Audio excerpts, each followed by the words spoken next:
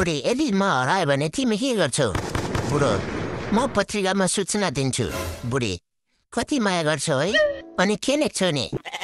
बुढो जसले भेटाउँछ उसकै हुन्छ बुढी कहाँ छौ बुढो अफिसमा छु के भयो बुढी केही होइन छिमेकी भागेकी छ रे त्यसैले सोधेको बुढो मेरो साथी धेरै दुखिरहेको छ छिटो एम्बुलेन्स बोलाऊ त बुढी हुन्छ तुरुन्तै बोलाउँछु मोबाइलको पासवर्ड बना न बुढो छोडे अब ठिक भइसक्यो मलाई बुढीले औँलाको इसारा गरेर बोलाइ बुढो भन के काम छ बुढी के होइन औँलाले काम गर्छ गर्दिन भनेर चेक गर्दै थिए बुढी रिसाउँदै झ्यालमा पर्दा किन हाल्दैनौ बुढो किन र बुढी नयाँ छिमेकीको बुढालाई मलाई हेर्न खोज्दैछ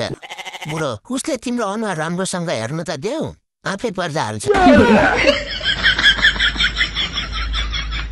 बुढी रिसाउँदै पिठो कहाँबाट ल्याएको बुढो किन के भएर बुढी एउटा काम पनि राम्रोसँग गर्न आउन्न है तिमीलाई सबै रोटी जल्यो तपाईँको बुढी रिसाउनु भयो भने यस्तो गर्नुहुन्छ कमेन्ट गर्नु है जसलाई बुढीको झगडा रमाइलो लाग्छ उसले आफ्नो बुढीलाई ट्याग गर्न नबिर्सिनु होला सब्स्क्राइब गरिदिनु होला हरेक दिन नयाँ जोक्सको धमाका ल्याउने छु